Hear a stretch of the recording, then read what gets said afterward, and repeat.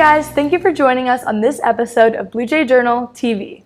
Today we're going to experience a little social media detox and learn more about teachers who spent their high school years right here at Washington High School.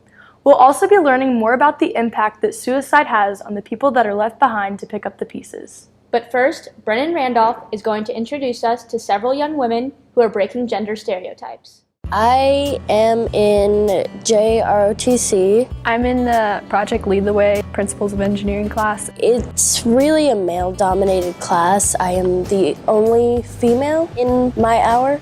I'm the only girl in it.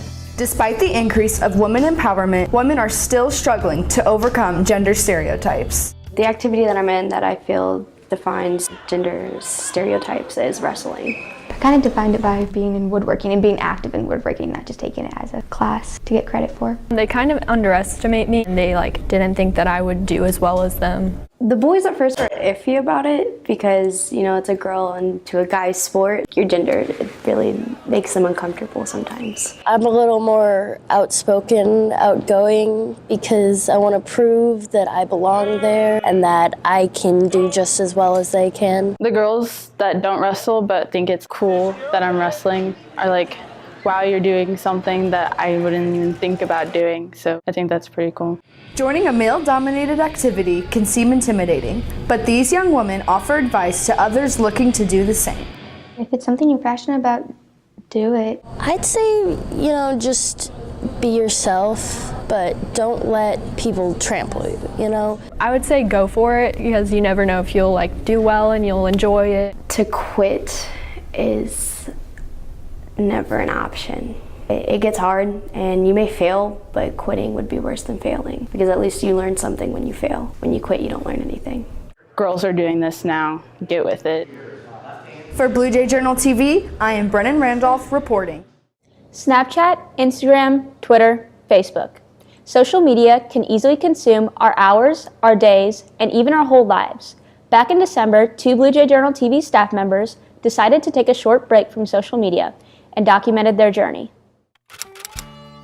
All right, so We have decided to go social media free for 3 days. no Instagram, no Snapchat. I think that this is gonna go well for me. I think I should be able to complete this challenge. I know that a lot of studies link anxiety and depression to excessive social media use. I have technically already failed it. Even though it's the first day of this, I feel a lot better about myself. I feel like I've been super productive today. It's crazy already to think about that we're just so used to, using social media. We're just so used to doing that it's something I don't even think about. I just woke up Sunday morning, day 2 of the No Social Media Challenge. I am 24 hours social media free. I ended up going to sleep earlier last night because I just couldn't go on Snapchat or Instagram, which is usually what keeps me up a little bit later. I'm going pretty strong so far. About to go to work here in an hour and a half here. So I'll see you guys after work. I'm 95% sure that I can get through it without cracking, so we'll see how today goes. Day 3 of the No Social Media Challenge, and right now I'm doing fine. Tomorrow when I wake up, this challenge will be over with. When it's all said and done, I had a pretty easy time just not getting on social media. I was very productive the 3 days that I was not able to use my social media. Felt normal, felt just as lazy as usual. Did I miss it at all? No. Sometimes that's just how it be. Odds are that at some point in our lives, we may lose a friend or relative to suicide. The deep sense of loss can be very overwhelming. Peyton DeBerkey has the story. Rebecca was caring. Rebecca was a really real person. She was unique. Each year, approximately 44,965 Americans die by suicide. That is 123 per day. At first, I didn't really believe it. I was asking if it was just an attempt, she was still around, and I just didn't believe it. I didn't want to either. I was at school, I was walking to my 7th hour, and Pua, our youth leader, texted me, and I saw it, and I literally stopped in the middle of the hallway. On March 8, 2018, these 3 teens received the most devastating news they could have imagined. Their friend, Rebecca Rannick, had committed suicide. My favorite memory was in 2nd grade. She was my first best childhood friend, and she taught me how to sing. And in 4th grade, we would run around the playground believing in fairies. She was very unafraid to be herself. She was very confident because she knew she was different. She got judged for that a lot. When I see other people putting others before themselves, I think of her because she did that a lot. As the news spread, many people who knew Rebecca were shocked. I think it devastated a lot of people and her family, and it will probably forever affect them. They'll get used to not having her around, but it will never really be the same. That's a parent's worst nightmare. Their kid died before they did, and that's awful. The other day was her birthday. I was thinking about it then. It just reminds you that you don't always know what people are going through.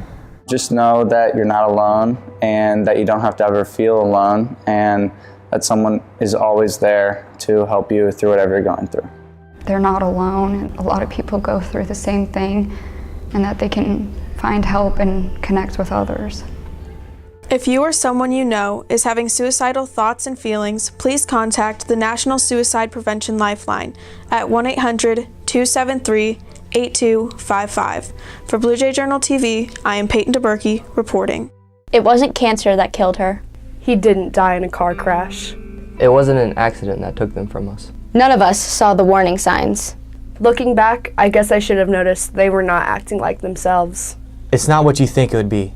None of us saw this coming. I had no idea it was the 10th leading cause of death in America. Just 2 years ago, over 47,000 people in our country died this way.